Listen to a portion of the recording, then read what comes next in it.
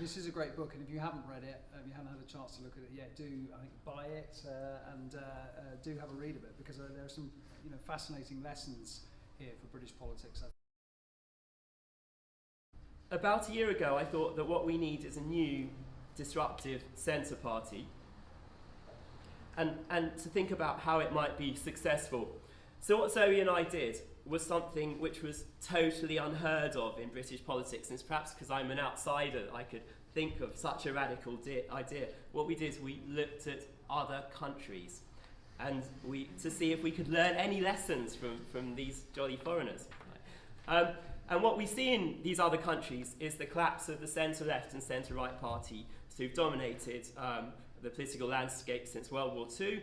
And what we're seeing is the emergence of, getting back to my systems thinking, we're seeing the emergence of a new fitness landscape where traditional parties are outcompeted by disruptive new entrants, new parties, who are better able to navigate the new social, economic and technological landscape, which is modern political society. Because really the book is a sort of a how-to guide. We've looked at 4 particular political parties across Europe and in North America, and we've sort of thought, what are their common characteristics, how have they been successful, and could we replicate that in the UK?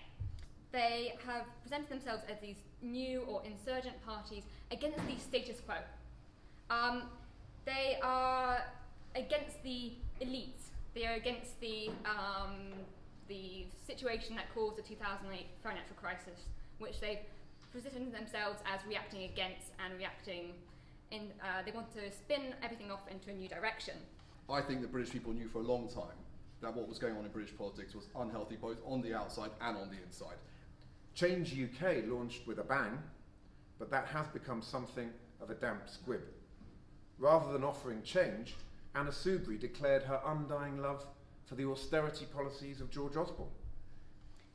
Specifically, this elite issue, they say that they represent the people, and they're going to give the people a voice. If you want to be a new thing from the people, you've actually got to listen to the people. And some of the things they're going to tell us, we're not going to necessarily agree with, but we cannot ignore it. So many people in our country are afraid about law and order. So many of them are afraid about immigration. We need to come up with policies that satisfy their fear and help allay them. We cannot ignore them and call them things, that's been said. The second thing is they have a very savvy use of modern technology. They are really hip to the social media. The membership has a say in the policies. This is a different range. The different parties do this slightly differently. But for example, 5 Star has a system where people can log in to a platform online and suggest policies. Whereas other parties like En Marche and Podemos have meetings like this one where people turn up and they debate and discuss things and they form policies. And what United for Change is trying to do is talk to British people up and down this country. God knows, if there was air miles for train rides, I'd be pretty wealthy in those points, because we are getting around this country talking to people. What we're basically saying is, look, hi, I run a business, hi, I run a hospital, hi, I run a school. We're all really fed up. Are you fed up? How is this malaise in our politics? And it's not just since Brexit. There's been nothing really. If you look at the problems with inequality left behind communities, some of the law and order issues, it's been going on for 10, 20 years. One big thing is that the leader is very, very important. The leader is often outside of the political scene. Farage has actually offered a vision for Britain, even if it's one we don't like and we reject, absolutely. He's pumped out his seductively simple messages, whilst the progressive centre has been making the cardinal error of playing the man rather than the ball.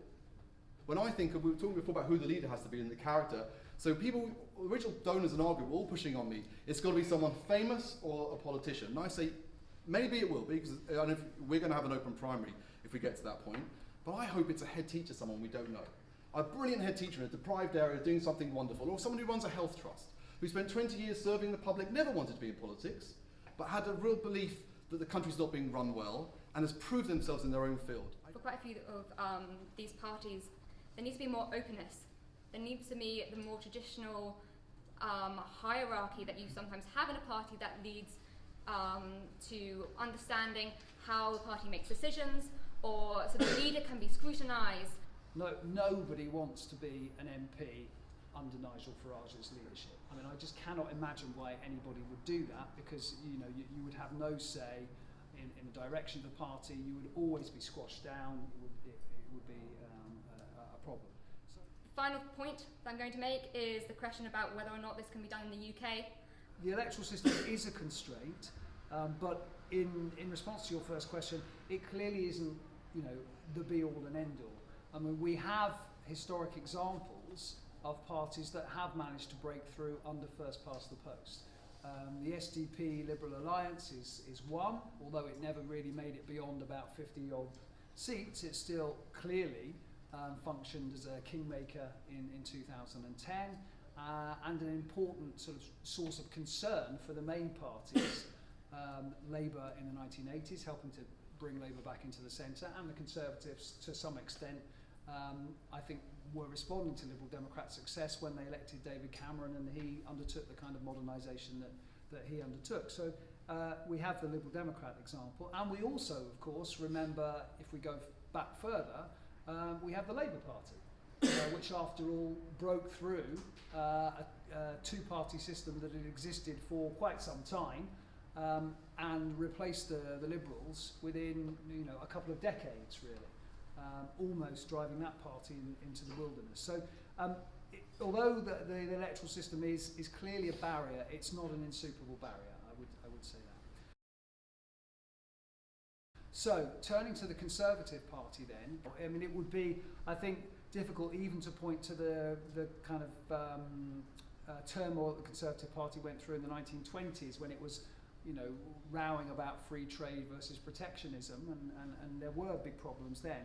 It would be difficult even to say that they were as serious as the problems that the Conservative Party has now. What seems to have happened is that Theresa May made a very firm decision, maybe under Nick Timothy's guidance, after the referendum, that she was going to position the Conservative Party towards the populist radical right. In other words, towards the kind of space that UKIP had occupied, partly in order actually to finally do for UKIP. And we all thought that strategy was sensible, that it would work, that when she called the 2017 election, she would hoover up UKIP votes, she would ride that to a majority. It didn't quite work out like that for her, although there was a point to it, and you could see the logic to it in some ways. The problem was always going to be she was going to burn off more liberal Conservative votes, and of course she did that, and that was why partly she didn't win that election, and also it was why she didn't win Canterbury, for example, and she didn't win Kensington, etc., etc. But it wasn't a strategy without logic. However, what's happened since, of course, is because she's failed to deliver Brexit, that strategy is in tatters completely, because she now has to face the fact that not UKIP, but the Brexit Party is fulfilling that same threat to the Conservatives on the radical right flank that they had to face throughout the 2000s from UKIP. So that strategy has gone very badly wrong. So that leaves the Conservatives now with two alternatives. Either it just goes further and tries to ape the Brexit Party, ape UKIP, and move further to the populist radical right, or it has a very, very big rethink and thinks to itself, well, actually, in the long term, that is not a sensible strategy. They are in a country which is becoming progressively, even though it's sometimes hard to notice that, particularly if you read some of the newspapers, progressively more tolerant, progressively more multicultural, progressively more kind of outward looking, and so in the long term, it doesn't seem to me that is a sensible strategy. When it comes to new parties, what's the future? Do the Conservative Party have to melt down? I think was your question for the party system to break up.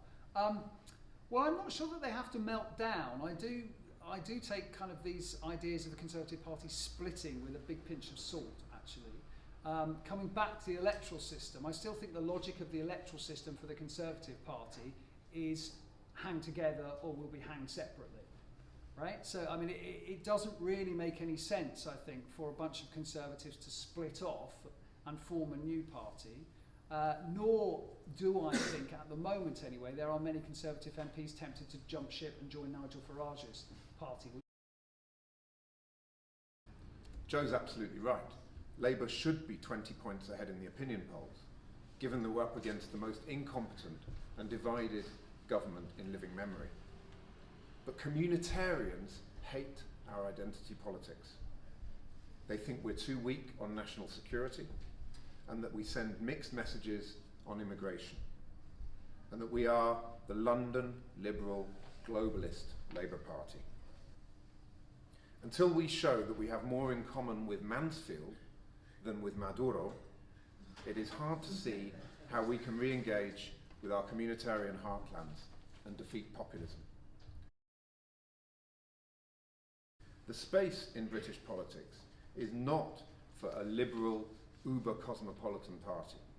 Those voters already have representation.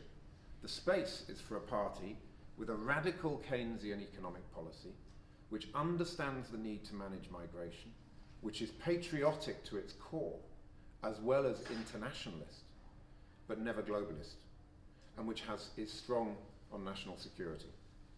That's the real centre ground of British politics. And the fact is that these have always been the values at the heart of every successful Labour opposition and successful Labour government. United for Change is really here to try and be that vehicle for people who don't believe politics can change but really want it to change. It's about creating a movement that can convince people that change can happen, but it's got to start with them caring. It's got to start with lots of people who are tired of politics and want nothing to do with it getting involved. People like you probably. The people who said, you know, oh God, that's crazy.